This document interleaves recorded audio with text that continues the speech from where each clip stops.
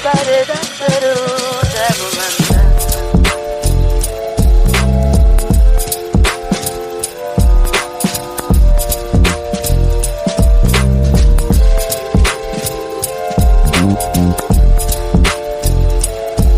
everyone, and welcome to the On The Go Show, a variety show where two friends talk pop culture and current events. If you'd like to join the conversation, you can email us at onthegopod2023@gmail.com. You can also find us on Facebook, Instagram, and YouTube at On The Go with Jacob and James. Without further ado, let's start the show. Well. Look who's back to record this week, Mr. James Jackson. Ta-da! You've returned. You've healed from whatever ailment Joel and the monkey gave you. Yeah, right. I hope it wasn't AIDS, but yeah. I thought maybe monkeypox, but... Oh, no, it wasn't monkeypox, so it wasn't monkeypox. Oh, okay. Yeah. So, yeah, I mean, I told our audience, like, you got in some shenanigans with them, too. I don't know what all happened. Is that what you told them? Oh, okay. What I said some shenanigans. I don't know if you want to elaborate. I don't want to elaborate on that at all. Okay, you don't want to remember what happened with Joel and the monkey? Not really. It was just a long ride home. A long ride home. Just a long ride home. I can only imagine. Yeah, it wasn't fun. Yeah, he's working on merch ideas. He told me about some branding ideas, some branding guru he went to, and he showed me some of the ideas. And let's just say they were not very FCC friendly. You know what I mean? It possibly could work. We don't exactly live in the FCC world anymore. So I mean, yeah, it possibly could work. I don't see nothing wrong with that. That is true, but I'm gonna have him sign some legal documents stating that we're not liable for whatever happens with his products. Oh yeah, without a doubt. You can be on the network, but what you do with your products and what happens to the people who buy them is not. Oh yeah, without a doubt. He's on his own when it comes to that. Yeah, exactly. So what have you been up to? What's been life like? Nothing much. I mean, just working.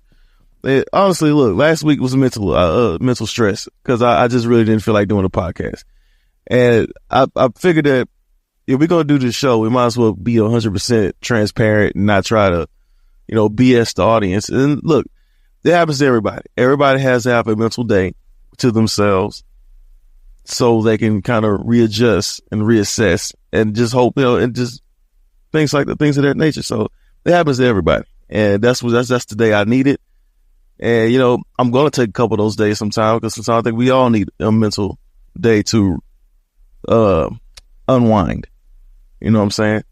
So there's been a lot of stuff going on. There's still a lot of stuff going on in my life. Not to mention this is the two toughest months of my life coming up because these are the holiday months. I don't really have anybody around me where I could just, hey, I can go over such and such, talk to such and such.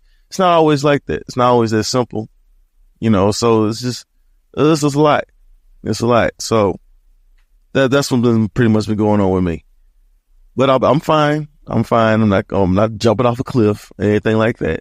But, that's just what's been going on.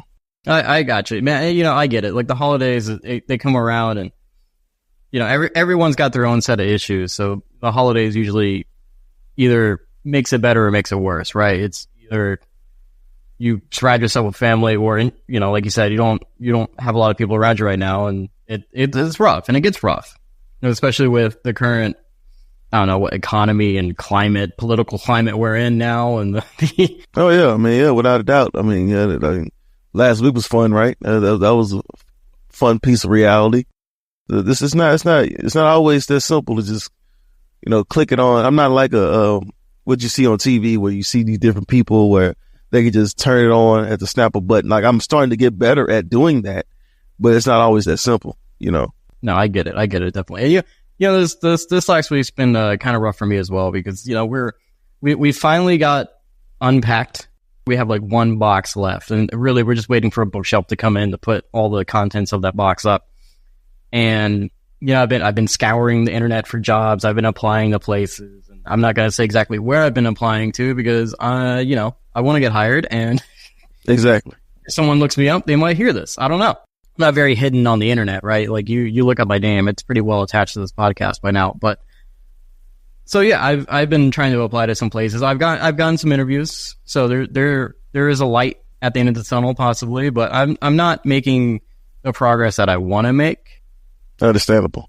Definitely rough when you're in this unemployed limbo while your partner is like working. You know, it's yeah. I definitely understand that. It's a hard pill to swallow because you feel like you want to do something and the other person's working and you're not working, so right. You're just at home. So I definitely know that feeling.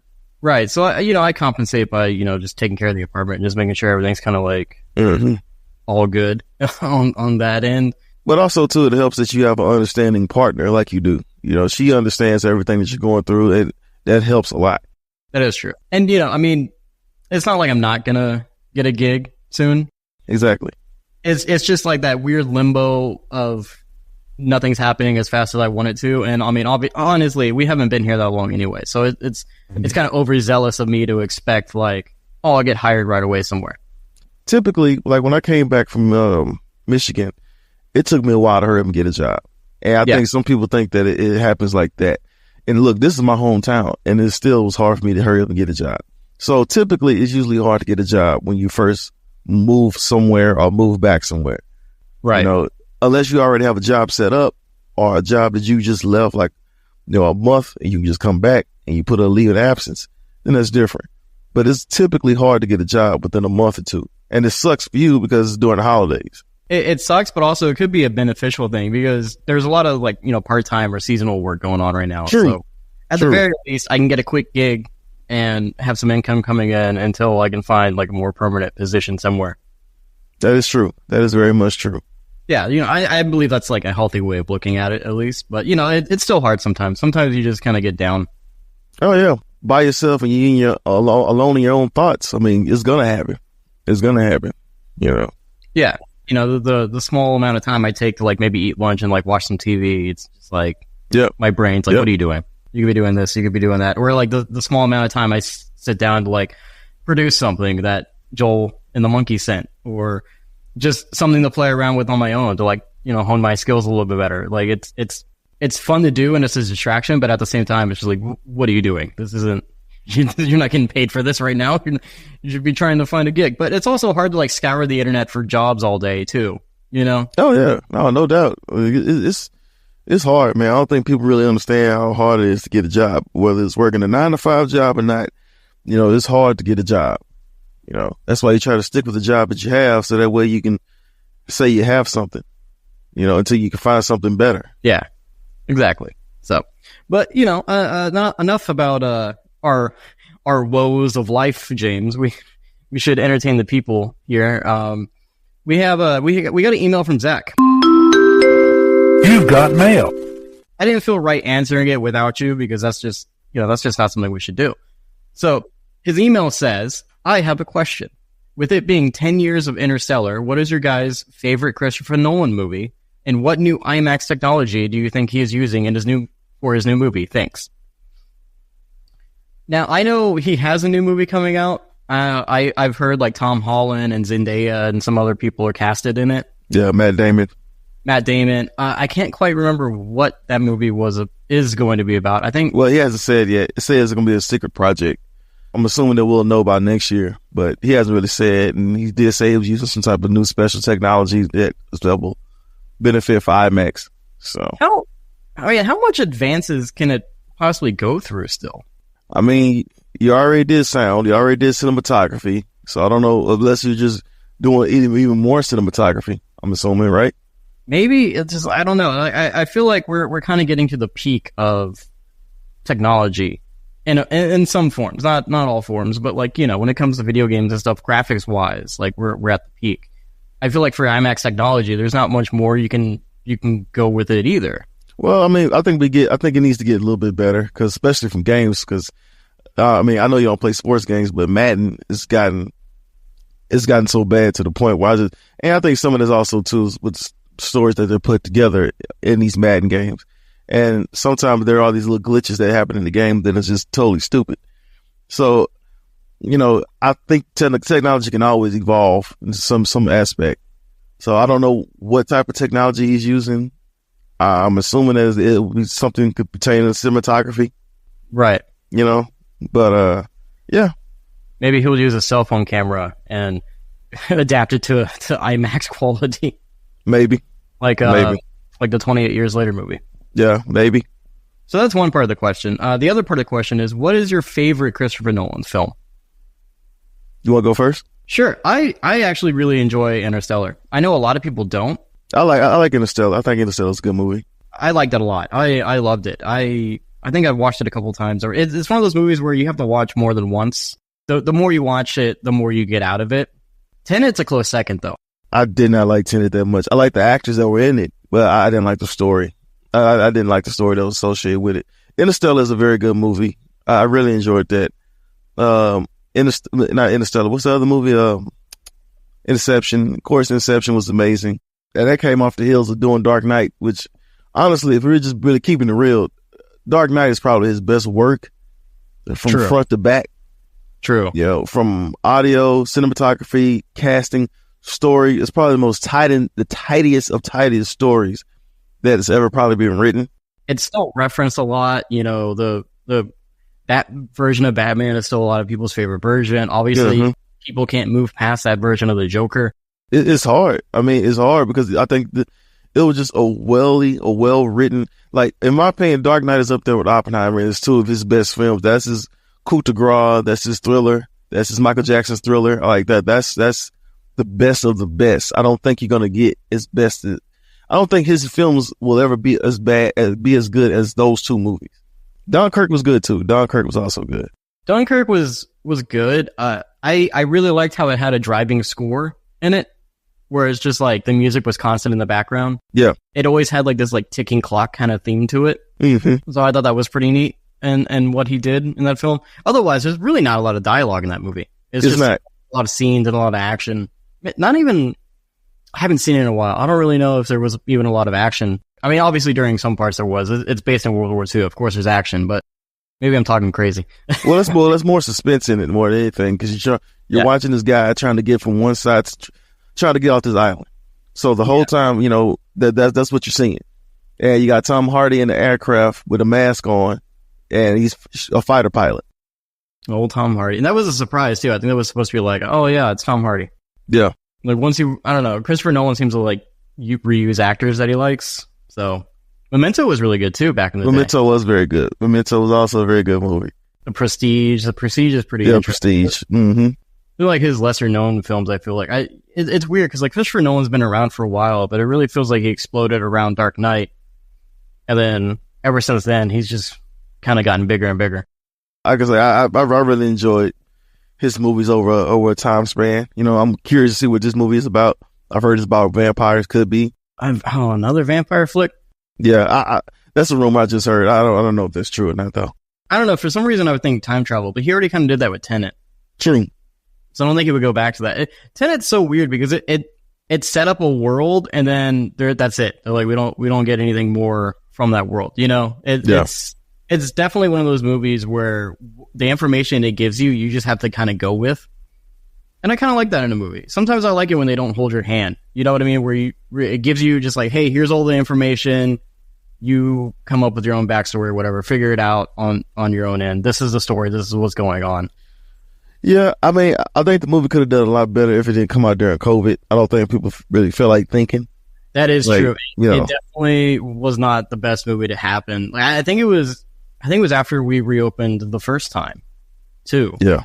When everything first reopened, it's like, oh, hey, here's this big IMAX movie, Christopher Nolan film that you can't really hear or understand what's going on for a little bit. And he got upset because no one, you know, Warner Brothers had simulcasted to also HBO Max. But I'm just like, we're doing COVID stricken rules. Yeah. No one's going to really watch this movie. It's not really the best movie in the world because you're asking people to think. You know, you're asking people to come out of hibernation and watch a movie about thinking instead of seeing an action movie, a full-on action silly movie. That was really the beginning of that kind of stuff. The simple, like, hey, it's coming out in theaters and on streaming. Yep.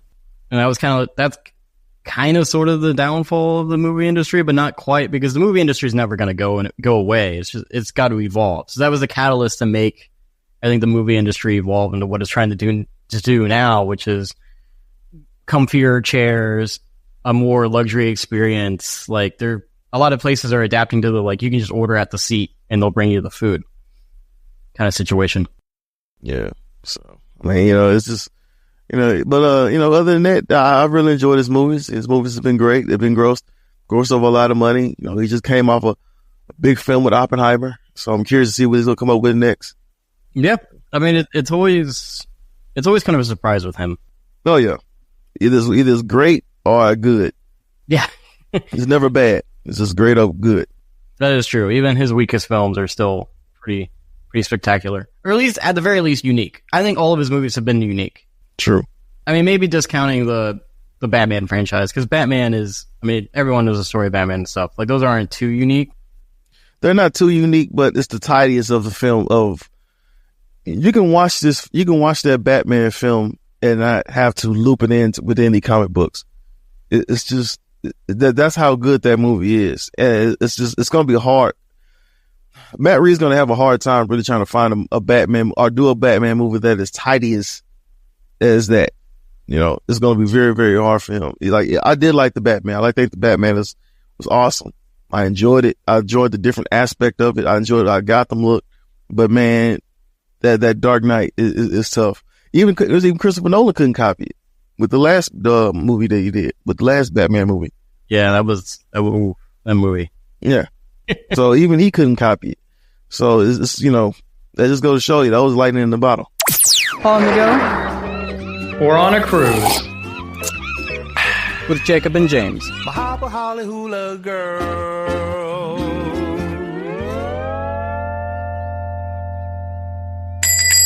Hey, Charlie the monkey.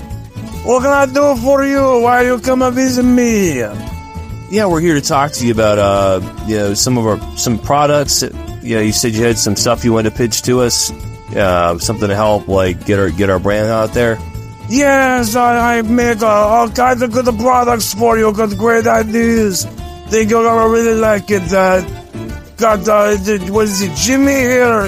Jimmy, you tell him about the product. Hey, okay. Hit your face on American-made shotguns. It's an amazing idea. Oh my God, that sounds horrible. What if somebody uses these guns with our face on it to commit a crime or go into a school and take out their frustration on their bullies? It just sounds like a PR nightmare. All right, you didn't like that idea. All right, what about your faces on switchblades? Only reputable people only use switchblades. Ooh. No, but both of those just sound terrible. Why are we focusing so much on weapons? Oh, yeah, the weapons are really big with conservatives right now. With the current environment. But yeah, we put it on the shelf. We come back to later. I still think good idea. Jimmy, he got another idea for you. I think you're gonna like. We have Joe and the Monkey coloring book, Joe and the Monkey t-shirts, and don't forget Joe and the Monkey mouth fleshlights. And to end it all, we have Joe and the Monkey action figures. Yeah, listen, you got a done pre-recorded voice things. Disney is a shell of its former self. I use the word moist in casual conversation. Anna Kendrick is an overrated actress. The Cuff song was stupid. She was the worst part of Pitch Perfect.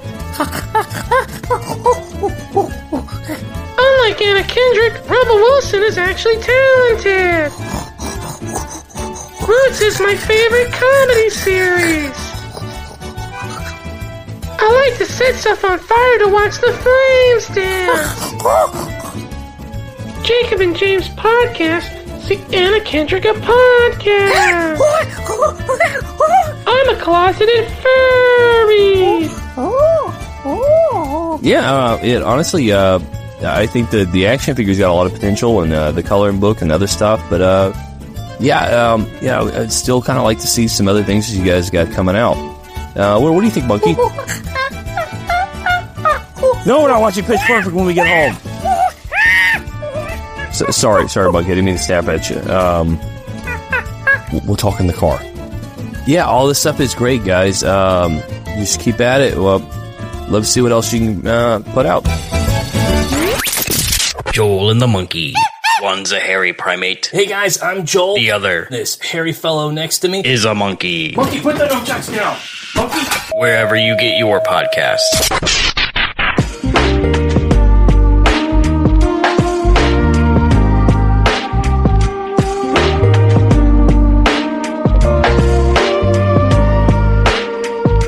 I want to move on from Zach's email, which that was a very great email, Zach. Thank you for emailing us in. Yep. If anybody else wants to email us, you can email us at onthegopod2023@gmail.com. We are happy to answer any email that gets thrown across our way. We do have a bit. I have a bit of movie news that I found. This is particularly funny to me, James. I don't know. Has Wicked come out yet? No, it's come out to next week. I feel like this movie should have came out 3 times over at this point. I've heard so much about it in the last couple of weeks. Yeah. You know, with all the controversy behind the one actress. Yeah, I don't know if you heard about that. Like we talked about that. Did we? The fans photoshopping her image? Mm-hmm. We talked. I mean, I don't think we talked about it on the pod, but yeah, we talked about it, I think. Yeah, I don't think we talked about it on the show, but yeah, some fans like photoshopped her image and she kind of flipped out about it. But she did come out like I think a week or two after and just kind of admitted like, hey, I really should have just called my friends and vented to them. I don't know why I vented online. That was kind of a stupid idea. Yeah, I mean, I wish she would have apologized too. At the same time, yeah, I'm glad she admitted that she shouldn't have probably freaked out. But there was also 2 things I also thought about that. I was like, hey, I get it. I totally understand it with the climate that we're in, and with the way people do racial and harmful things on the internet. I totally understand, but it's just one of those situations where you have to stay off the internet. You just got to stay off, and it's hard. It's hard for me to tell somebody to stay off the internet. Well, especially when you're an actor and a celebrity, and nowadays coming with that means you have to be on social media, you have to be an influencer, you always have to be kind of out there. Khadijah brought up the point that imagine thousands of fans are sending her DMs a day with this image or something. Oh right? Yeah, I get it. Yeah, I know. So the image alone probably not so bad, but like I can imagine if you just kept getting hit with these like images and some hateful like messages or whatever, it gets hard to ignore. Everyone says like, oh, you can just ignore it. It's easy. But sometimes it's not. It's not always that easy just to sit there and ignore it. We all overreact to certain situations in life where it was might not be as favorable. Right. Where she's only human. She made a mistake. I wish she would have apologized to the person that made it, because it's actually a pretty good poster. I wish she would have apologized. It's one of the better fan posters I've seen, because most of the time I see these fan posters, I'm not going to lie with you, they ass. But this one is probably one of the better fan posters I've seen. Yeah, and I mean, it was supposed to be a recreation of, I think, the original book cover. The original play, the original Broadway play. Oh, it wasn't, I don't think it was meant to be done, No, it had no bearings on being of any harmful intent. But intent only matters to that person that it goes to. The intent only matters to that person. Like I said, I think she overreacted. I think she shouldn't have done that, but I understand it happens. Yeah. We all blow up on people. Yeah, and she did admit she overreacted, so that's good. That's the good part. Yeah. But moving on from that, that wasn't the original thing I was going to talk about, but I figured we should hit it anyway. Okay. So I guess like the Wicked toy line from Mattel, they put out these little Wicked dolls. You can buy, the witch or Ariana Grande's character. I don't know anybody's name. Glinda the Good Witch. I should know hers, right? Glinda and Elphaba. Okay. Yeah. So you have Glinda and Elphaba, you have the dolls, and on the back of it, it usually has like the movie website. Mm-hmm. So the website on the back of the doll's box is www.wicked.com. And if you happen to pull up www.wicked.com, it doesn't take you to the Wicked movie website. It takes you to a sign-in page for a pornographic website. That's crazy. Just hilarious to me. It's hilarious and also unprofessional. You got all these people that work in these companies and these computer companies that are supposed to be so damn geekish. And you got all these people that work in these places up in Silicon Valley, and you make this mistake. Well, it's also like, where's the quality control? I mean, you would think they would check the website. I mean, obviously this is a toy company printing the name. This isn't like the movie company is like, yeah, Wicked.com, whatever. It's probably the toy company who made the mistake, didn't quality control, and then sent everything out. That's just totally irresponsible. That's totally stupid and irresponsible. Yeah. Not surprised, because that's how humans do. It's a human error. The good thing is the way the website is, because I checked for research purposes. The way the website is, Yeah, sure, research purposes. it's not directly like you click on and boom, there's nudity and there's images or whatever. It's literally a sign-in page, and there's no nudity on the page. Well, that's a good thing. That's a good thing. From what I remember, I just saw the sign-in thing and I was like, okay, and I clicked off. And you signed in. Okay. No, I didn't. to know. They were asking for credit card information, James. You never give your credit card to those people. Yeah, sure. Okay. But anyway. Sure. So, I mean, since then, they pulled the toy line. I assume they're going to reprint the boxes, but Yeah, you have to. there's quite a bit of money on this, I'm sure. I'm sure there's some lawsuits coming because, you got angry parents going like, why is my kid going to these porn websites from your doll? It's just, I don't know how you make a mistake like that. This is just so stupid and irresponsible. And, this just goes to show you, humans are so stupid. Humans do stupid stuff, man. Yeah, this segment has been a very good example of humans and the mistakes they make. Humans gonna human. That's what I say. Humans gonna human. Exactly. Let me see. Already dozens of Mattel's dolls in the misprinted packages are available on eBay for list prices ranging between $40 and $2,100. $2,100. The dolls are retailed for between $20 and $40 depending on the character and outfit. I mean, that's funny. That's smart too, right? Because obviously it's going to be a rare label one day, right? Like whatever people feel about the web address on the back, like the collectors are going to buy this and be like, yeah, this is the Wicked doll with the pornographic address. It's like when movies started changing the dates around COVID. And so the movie posters with like the original dates became very popular. Like people were collecting those, right? I mean, anytime a movie gets pushed back, like the original poster becomes like so much more lucrative. That's true. That's an interesting little fact for the story. But we should call this the humans gonna human segment. The humans gonna human segment. No. Yep. Yeah, that's kind of what it is. Speaking of humans humaning, there was a little interview that Dwayne "The Rock" Johnson did with GQ magazine recently, the Red One production, and there had been some rumors that he was late to set and he was like peeing in bottles and all this other stuff. And it's funny to me because the peeing in bottles part was he was like, yeah, I've talked about that before. This is what I do. Well, I'm glad he finally admitted it. This was like years ago. He's like, yeah, I pee in bottles to save time. This whole thing with The Rock, I think this is just a little bit overblown. I think a lot of it's overblown. I actually saw the GQ interview. And, after seeing that GQ interview, I really grown to, I always respected The Rock. So I've always showed love to him. I think he's a good dude. He seems to be a good dude anyway. But it's just, this is what happens when fans, get tired of you. They quickly want to throw you away. Now, the movie fans are the people that's getting tired. Yeah. But the movie fans will always get tired. But WWE fans, we will always love Dwayne "The Rock" Johnson. Right. And it's just one of those, all about the peeing in the bottles. I think it was done by some geek or some coward who couldn't come out and actually say what his problems are with The Rock. And that's what the problem was. I mean, some of his movies do get a little old. I don't know. Sometimes it's like, oh, The Rock's in this one. Okay, The Rock's in that one. But yeah, I mean, no doubt. And after seeing the interview, like I said, after watching the interview, he sees that. Like he's not a dummy. He knows what's going on. He knows that I'm gonna have to start making the transition to other movies and start trying to dollar down on what I do and who I do it with. Right. And he sees that. He sees that. The guy just likes to work, which is nothing wrong with that. They had interviewed Chris Evans as well to kind of like fact check, I guess, just like, hey, what did you see on set? And Chris Evans was like, no, he was a pretty professional dude, like more professional than I've seen on other sets. And I think they did they had like a weekly pot going around where it's like they just throw money in it or whatever. And I think they give the money away to charity, or they give the money away to like some of the workers or something. It's for the crew. Oh, okay, nice.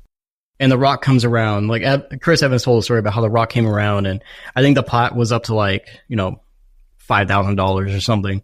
And so The Rock just like added like 10 grand to it. And then The Rock was like, well, let's just keep going. And he added like, another 20 grand, and he added like another like 20 grand or whatever. And I think Chris Evans was like, yeah, I think he gave away like $100,000 in one day just to this weird charity thing we're doing.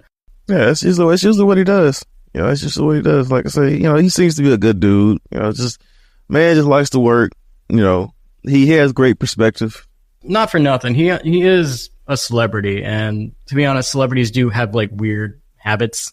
I feel like all of them have weird habits. Hell, normal people have weird habits. Politicians have weird habits. Like everyone has weird habits. I'm kind of done judging celebrities at this point. After we had the whole election with a whole president who's a fucking horrible person, I'm done judging celebrities at this point. I'm done with that. The Rock want to pee in bottles, let him pee in bottles. You know what I'm saying? Yeah.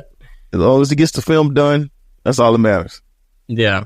There was like a video I think he put out like a few months ago or whatever, where he's like he was visiting an In-N-Out. He made like a whole video. It was like, oh, this is my first time at In-N-Out. But then like I guess like the year previously he had also made that video. Oh yeah.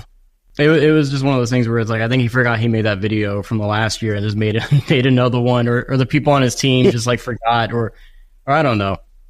Who knows? Probably forgot to tell him or something. That is more destructive. Him going to In-N-Out. That's more destructive. In-N-Out is horrible. You don't like In-N-Out? No. I like In-N-Out. I don't think it's too bad. Highly overrated. Highly overrated. I mean, when you have Whataburger. And Whataburger's not even its name anymore. If it's ever since Whataburger got owned out, got bought out, well, not bought out, but if it's just kind of franchised itself to Chicago, Whataburger hasn't been the same either. You think so? Nah, Whataburger hasn't been the same. Ever since they got shifted to Chicago and all these branching out to all these different places, it hasn't been the same. Yeah. I mean, I don't know. You know what? I tend to try to stay away from fast food as much as I can. So I don't eat Whataburger like that anymore. I don't really eat like a lot of other places like that, especially McDonald's. I don't touch McDonald's at all. I don't know. I mean, the chicken nuggets is pretty good. Like I mess with the chicken nuggets and stuff like that. I mess with their fries and chicken nuggets. I mean, it's not as good as it was when I was a kid. It doesn't hit the same when I was a kid, but it's just, it is what it is. I take it or leave it. That's true. So, I mean, that's all the movie news I had for the week. Do you have any movie news? Do you have any scoops? Nah, I don't have any scoops. Not any scoops worth talking about. Oh, okay. I gotcha.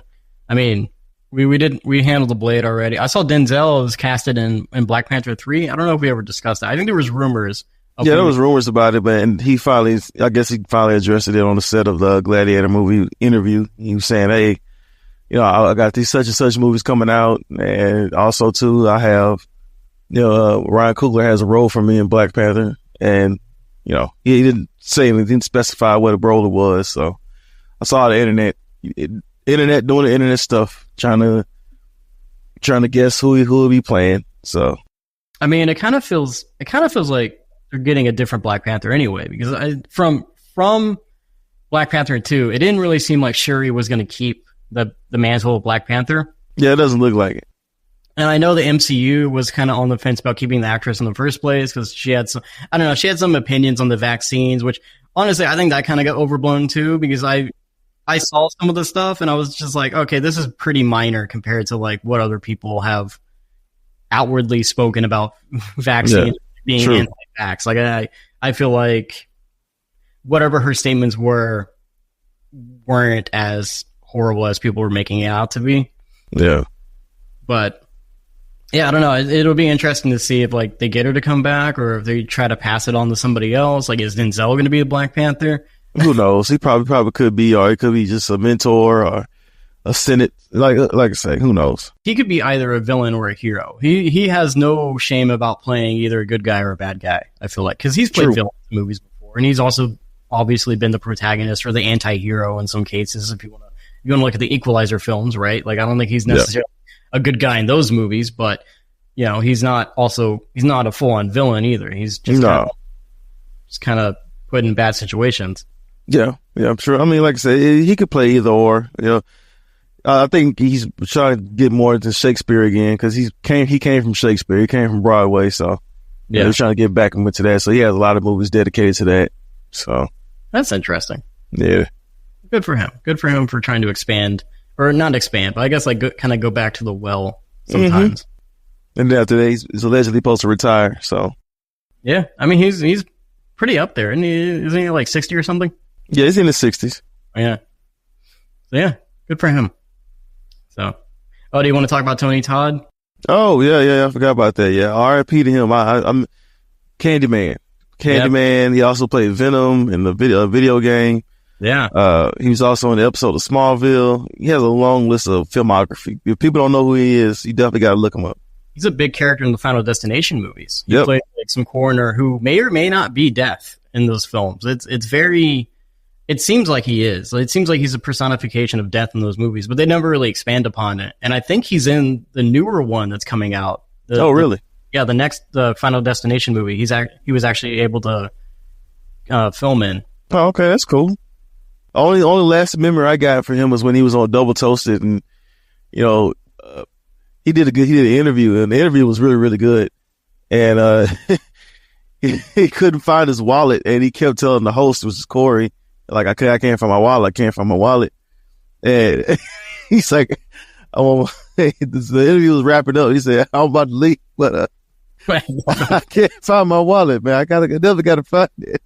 And the whole time Corey's like, all right, you want me to come over to your house so we can look for it together? But he's really worried about that wallet. So I hope he found that wallet, man. That's hilarious.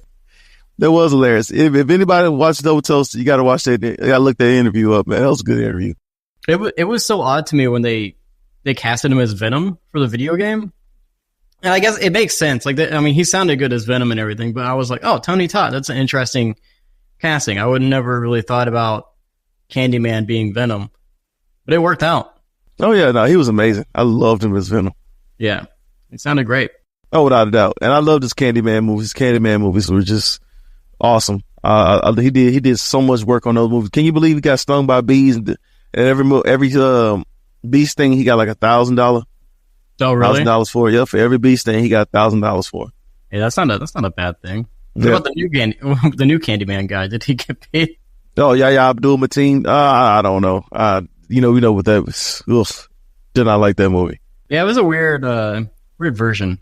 Did not like that movie at all. People thought Jordan Peele had more to do with it than he did because he was just a producer on it. He didn't direct it. He didn't direct it. People thought he was like directing it, but it's not one of his films. It's just like a production of his. Yeah. I've only ever seen that movie once and then never again. I mean, I never saw that. I want to keep that out of my mind. I'll just keep the original. Yeah. I mean, the Candyman lore is kind of strange to begin with. I liked it. I've always liked it. It's a good story. It's a really, really good story. It's kind of like ambiguous on whether or not he was a bad person to begin with, right? Mm-hmm. Yep. Kind of killed in a hate crime sort of situation. Yep. I tell everybody you American friends now. You laugh so much.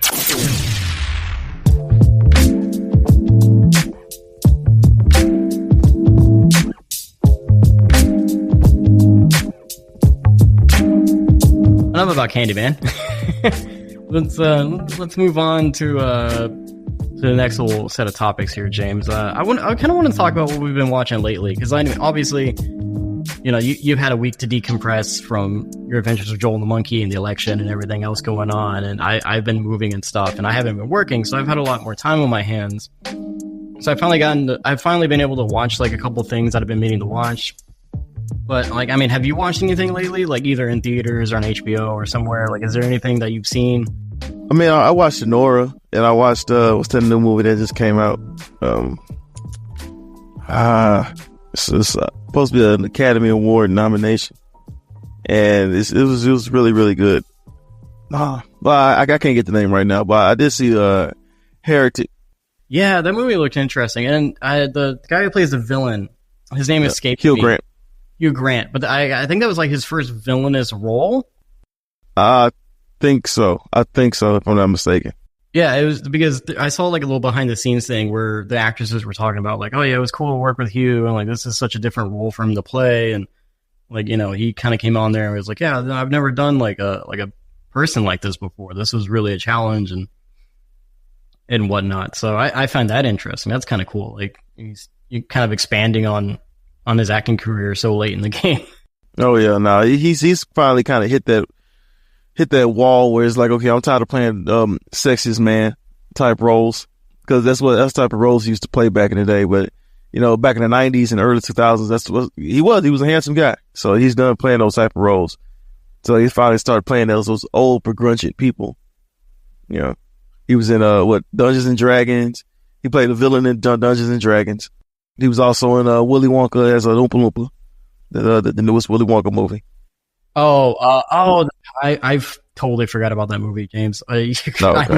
I immediately thought about like the Johnny Depp one, and I was like, was it the Willy Wonka? I don't think so. Nah, yeah, he was in the Timothy Chalamet Willy Wonka, so he played a Oompa Loompa in there. He's starting to hit that transition button, that pivot button. Yeah, I mean you have to at some point, but so there was that one, and then have you seen anything else lately? No, I haven't really seen anything else. Just been working a lot, but I haven't really watched anything other than I finished watching The Penguin. That's about it. Yeah, we'll talk about that coming up. But I finally got to watch Maxine, which is like the actual sequel to X. Yeah, yep. Yeah, I don't know if you got to see that when that was in. Yeah, I saw it already. It was good. It wasn't as good as as X, and I wouldn't even put it up there with Pearl, even though Pearl's a spinoff. Yeah, I still haven't seen Pearl, but I kind of get what you mean, because like this one was, the story was just strange, right? Yeah, the story was weird. It follows her into her adult career, and then I found the more interesting part of like her being chased around by the private eye guy. Yeah, Kevin Bacon. Yeah, Kevin Bacon, and then like, minor spoilers here, but like they do get rid of him in the film, and I found the way they got rid of him, which was creative. Giancarlo Esposito. I liked his character because it wasn't like his normal villainous character that he's been typecast over the last few years. True. He was actually kind of a more eccentric, like Hollywood porn agent kind of guy, and he got to wear that stupid wig and just yeah, which was funny. I like that. Yeah, and he did kind of have like a darker moment in the film, so it wasn't completely like a lighthearted role for him, but it was different from what I've seen him in the past like 5 things. Yeah. Kind of just seems like he's the same guy. It always seems like he's just Gus Fring again. Yeah, I mean, I just think that's what people see him as.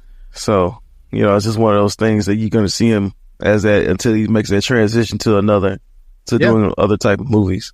Yeah, it's hard and it's unfortunate when you get typecast so easily. That's why I worry about Jenna Ortega with the whole like Wednesday goth girl aesthetic. True. And then like, Beetlejuice that she just did. And she's doing Wednesday, that's coming out Wednesday, the new season Wednesday should be dropping pretty soon. Yeah, so it's just like, all right, Jenna Ortega, you should pivot pretty quickly here, otherwise you're going to get stuck for a little while. But well, I mean, she's pretty young, so I mean, she got time to do that transition. That is true. So, but yeah, Maxine was fun. Interesting twist, interesting things going on. I saw the Trap movie. I don't know if you watched Trap, man. Yeah, I saw it already. It wasn't really. It was so weird to me. The dialogue in that movie felt weird. I don't know about for you, but I don't know, just like the way they talk to each other in that film, all the characters, the way all the characters interacted and talked to each other just felt very weird. I thought that was going to be part of the twist. Well, I mean, it was basically classic M. Night Shyamalan. It was. I didn't like this movie at all. It didn't really show the fear or the gravity, the gravity of this character being the evil person. He doesn't do any evil dastardly things other than push a woman down the stairs. Yeah, you don't really get the weight of his character. No. Even the twist at the end that they revealed wasn't really much of a twist. It was like, okay, I guess that makes sense. Yeah, I thought the twist was going to be like his family was in on it. Like I think everybody kind of thought that too. And then also too the nepotism of like, oh, my daughter has an album and she sings, so I'm gonna make her the kind of like a focal point of the film. Yeah, I didn't think that was gonna happen, but I was happy to see Josh Hartnett come back. If anything else, I'm happy to see Josh Hartnett come back to doing acting, because he hasn't done acting in a long time. he was very good in the movie. I just didn't like the direction and the dialogue that was put together for him. The dialogue was bad for everybody. I don't know why or what happened, but it felt like it was, the dialogue felt like it was written by AI to me. And I know that's a cliche thing to say nowadays because everything is blamed on AI. Well, it definitely felt like it, yeah. It was just like a string of statements directed towards a person and not like, it didn't feel like a real conversation between characters sometimes. Yeah, no, you're right. I totally 100% agree. Like I say, it was a fun movie to watch. The first half of it was fun and interesting to see how he's going to get out the situation. But then once we get to the second half, it just falls apart. I kind of thought once he got out of the stadium, that was going to be sort of the end of the movie. I thought so too. But yeah, no.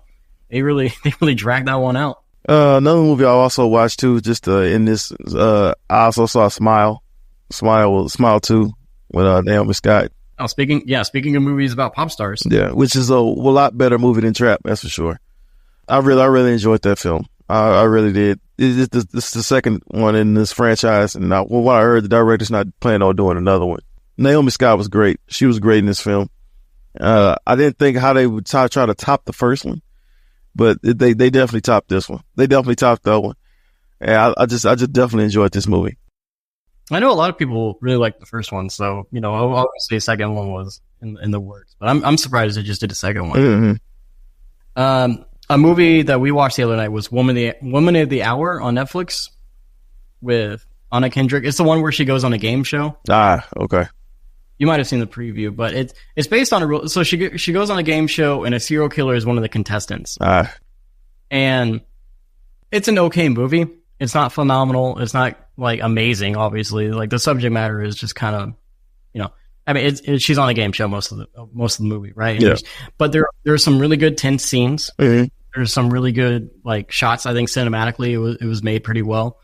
Very interesting because it's based off a true story, and a friend of the show, Richard, tells me you can actually find the original game show footage on YouTube, and it was just interesting because like obviously the serial killer is not a show, but you would think the focal point is Anna Kendrick in this game show. She's talking to these contestants, and the serial killer is part of it, but that's just like a main setting, and the real story is kind of like shown in like flashbacks or like other situations where the serial killer met other women and like obviously he killed them. Okay. But you're getting clips of like other victims and stuff as the movie goes, and then towards the end of the movie, like the game show ends, and then it shows Anna Kendrick's story with him, and then it kind of moves on to like another flashback, and then from there you get the rest of the story and then the movie ends and stuff like that. So I think the way the movie was framed and the way the story was told in kind of parts, and the way that like Anna Kendrick herself, she wasn't like a main character in the film, but she was kind of like the center of the movie. It's like what the movie kept going back to. Yeah. But like you think she's the main character, but she's really not. And then when it is revealed who the main character is and all that kind of stuff, it was good. I think that was well made. So well, I know this is her first directorial debut, so which I thought that was kind of interesting. Pete Holmes is in it. He's a comedian. He plays like an acting coach or whatever that's like helping Anna Kendrick out. So if you like Pete Holmes, he's involved. Okay. I don't know if you know who Pete Holmes is. No, I don't know who that is. Yeah, he's a comedian. He's been on a bunch of stuff. Gotcha. I mean, he's not anybody like you probably wouldn't pick him out of a crowd, but you've seen him in movies, I'm sure. Okay. You don't realize it. So that's my mini review for Woman of the Hour, and that's kind of just what I've been watching lately. And I love Jacob and James On The Go podcast because I can like listen to it in the car or at home or like on the go. It's just super easy. You know what I mean?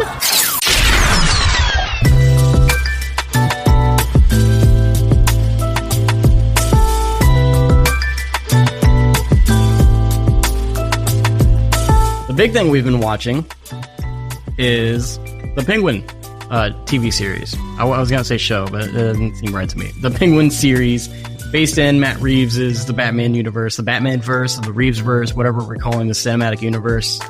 Because every cinematic universe has to have a name. That is true. I finished it. You finished it? Yep, I finished it. We all good. We all caught up.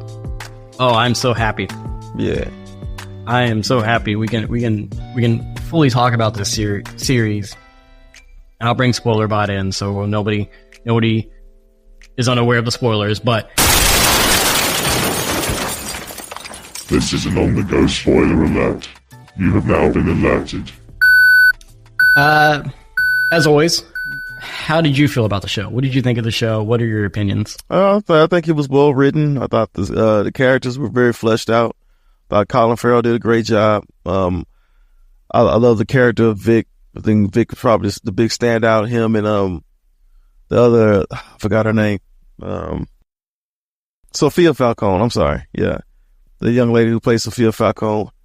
I thought those were probably like the biggest standouts. Which you all thought that Penguin was going to steal the show, but they actually stole the show.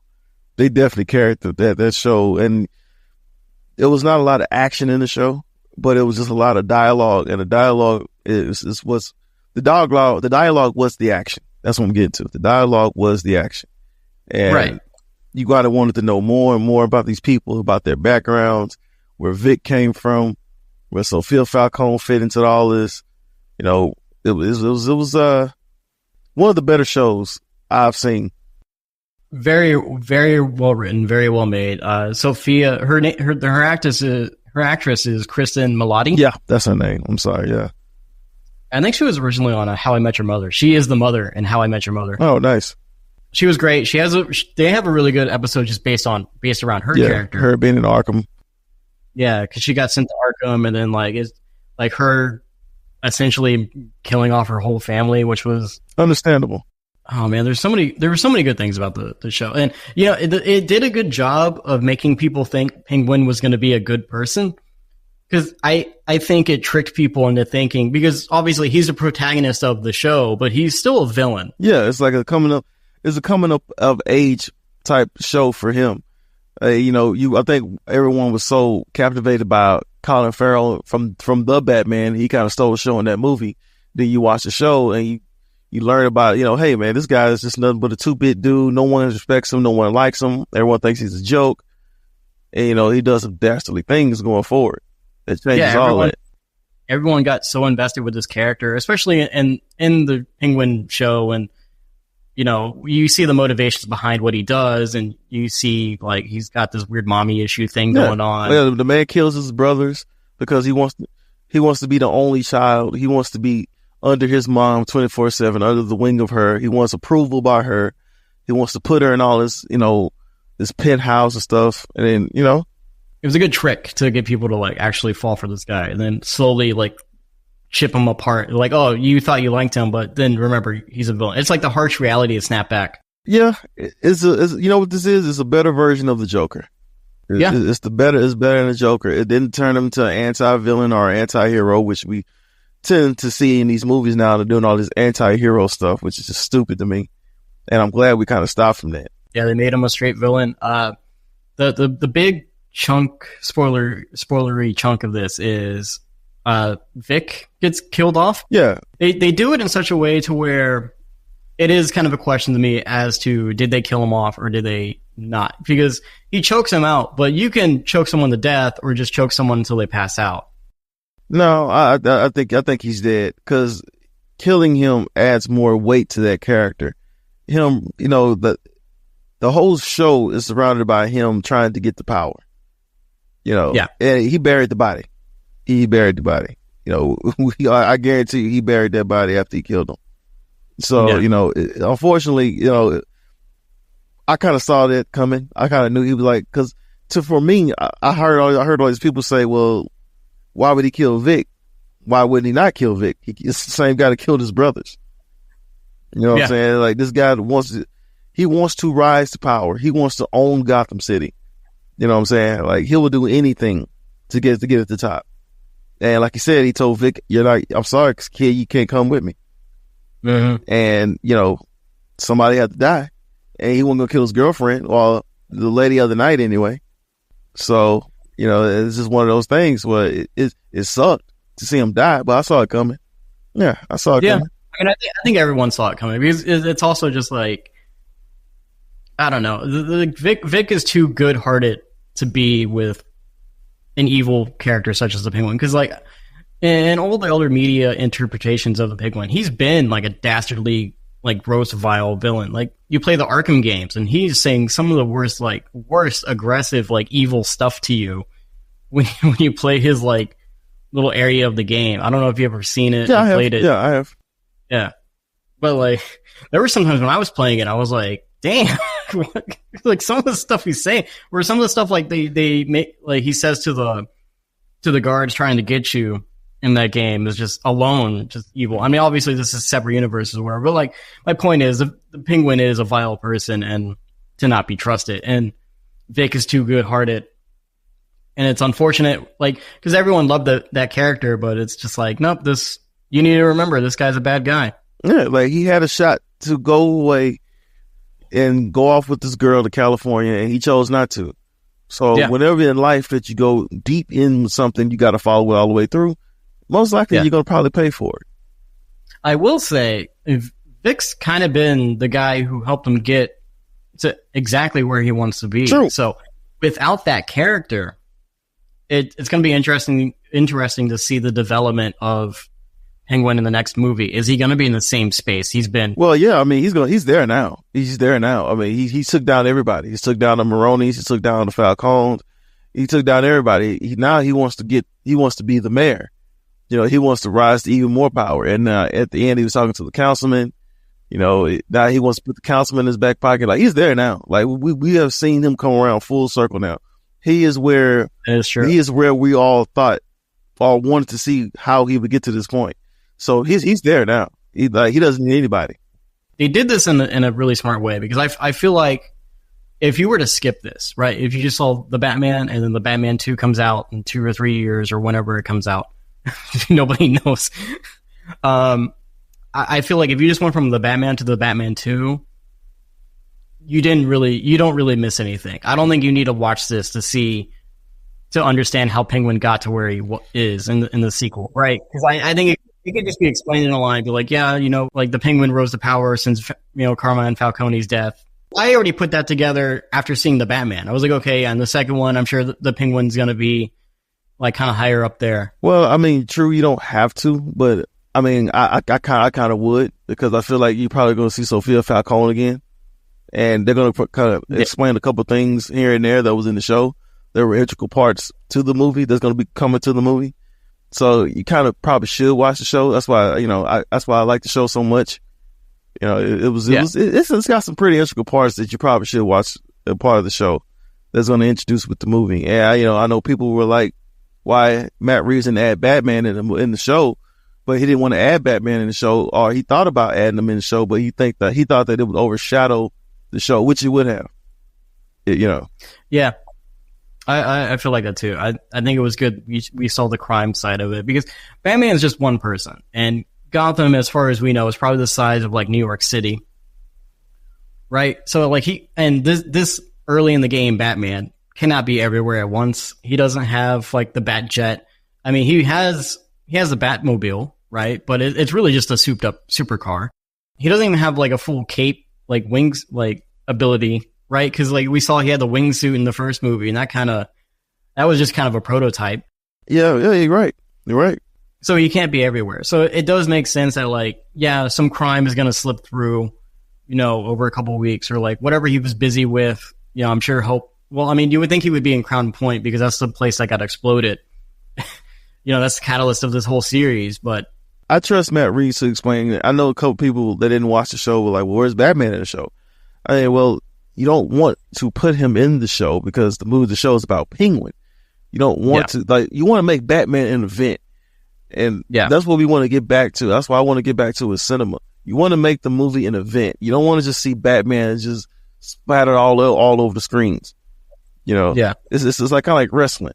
I know you don't watch wrestling, but they got this character named Roman Reigns, which is The Rock's cousin, and he wasn't on the show every night. And you don't want to use the character every time you see him to put him on screen. You have to spread it out. Yeah, you got to spread it out a little bit. You know, I understand people want to know where he's been, which makes a lot of sense. But just wait. Good things come to those who wait. You know what character I found interesting too was the Julian Rush. Julian Rush, yep. Mm-hmm. At the end, he's working back at Arkham. Yep. I thought he wasn't working there anymore, and then he's still working there. He's still like watching over Sophia in Arkham. It was like this guy. I'm curious to see what we do with that character as well. Yeah, well, a lot of people are like, okay, is he going to be a villain in the future? Is he like a scarecrow prototype? Is he like a calendar man? Because Julian Day is calendar man. Julian Rush, not that far away. And then also the Batman, the first one was kind of based on the Long Halloween to begin with. And Calendar Man was a big proponent of that comic storyline. Could be. Is it a connection or is it just an original character? I mean, I'm sure it's an original character. A lot of people thought Vic was going to be like Victor Saz or Victor Freeze, and that was a stretch. That was a huge stretch. I don't know how you can like watch this kid and be like, that's going to be this guy. I just think people just looping the names and stuff like that because they changed the name of Edward Nashton to from Edward Nygma to Nashton, and then they changed Oswald Cobblepot to Oz Cobb. So I get it.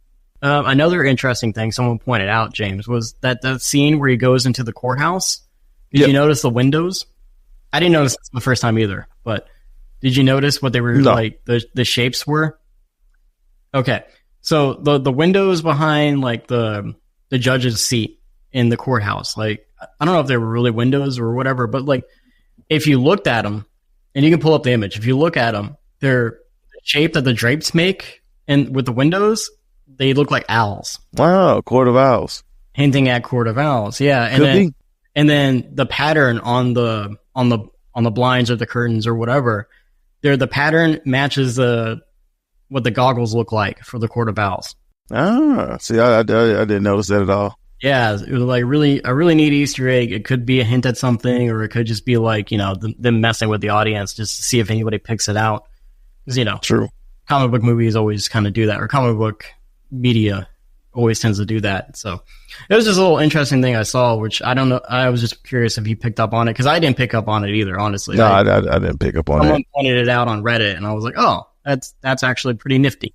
I don't want to get into the territory of just pointing out every little nitpick because I feel like that's the same thing people did with Marvel TV shows, especially with WandaVision, when they thought that everything was Mephisto. Oh, I had to explain to Joel that inside joke because now it's just a big inside joke, right? Like every Marvel movie that comes out, people are like, "Oh, it's Mephisto." yeah, and it never happened. So that's why I was like, I see people trying to point out every little dividend they possibly could, which is fun. I get that it's fun, but I also wanted to leave something up to the imagination because we got a long way to the new Batman movie comes out. Hopefully, James Gunn lets Matt Reeves do what he wants with this franchise because I think it's going in a good direction. And I mean, it's grounded and it's gritty. And I know like that's not always like comic book, but like the way he's especially written Penguin has been very good. And the way the Batman was made was very good. So I would like to see like at least a completion of this storyline. Yeah, I think he will. I think also too, people would accept a lot more if James Gunn let him finish this out. And then we get to James Gunn's Batman. Yeah. And then we can do another Batman. Because while I'm okay with this, because I heard a rumor in which James Gunn pretty much debunked about them doing another show because this show was so successful. Yeah, Joker. And he completely debunked that, which I'm happy about. I'm glad to. Yeah, I'm glad he debunked that. The thing about it is, a grounded universe is fine. And I enjoy it. I'm loving it. I can't wait to see what's next. But I do kind of want to get back to Batman being able to battle some of the fantastical characters in his universe because that's what makes Batman even more cool is the simple fact that he can battle these characters that are supernatural. It's weird. It's like a catch-22 situation, right? It's like, okay, I like the crime stuff and I like this grounded, gritty, like dark Gotham thing that we're doing. But at the same time, I do want to see a Clayface and I do want to see a Mr. Freeze and I do want to see like a Poison Ivy situation because that's what makes Batman who he is. You can still introduce the crime, the detective in him.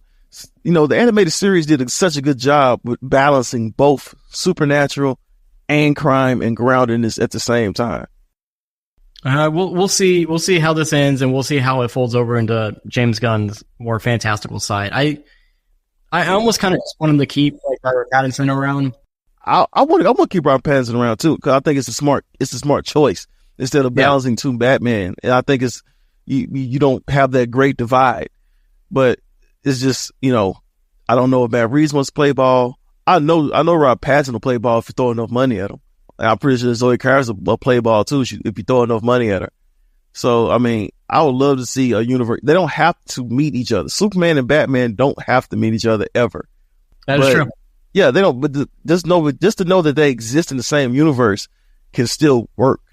Well, they did that with the older Batman films, right? Like they would make jokes about Metropolis or like Superman and stuff. Like they would just like name drop. You could do that. Yeah, you could do that. You could easily just do that and be like, yeah, they exist in the same realms, but like this Batman and Superman don't really like coexist like that. Batman's too busy with Gotham. Superman's busy doing all his other stuff. Yeah, that's all you got to do. And then at the last second, at the last minute, at the last drop of the dime, when you feel like you've exhausted everything you can with both characters, then that's when you finally have a meet. Boom. That's all you got to do. That's all we have for today. Thank you for listening, and if you would like to join the conversation, you can email us at onthegopod2023@gmail.com. You can also find us on Facebook, Instagram, and YouTube at On The Go with Jacob and James. You can find James on Instagram at James9794. You can find me on Instagram at jacobdantone.audio. James is on the go. Jacob's on the go. We are all on the go.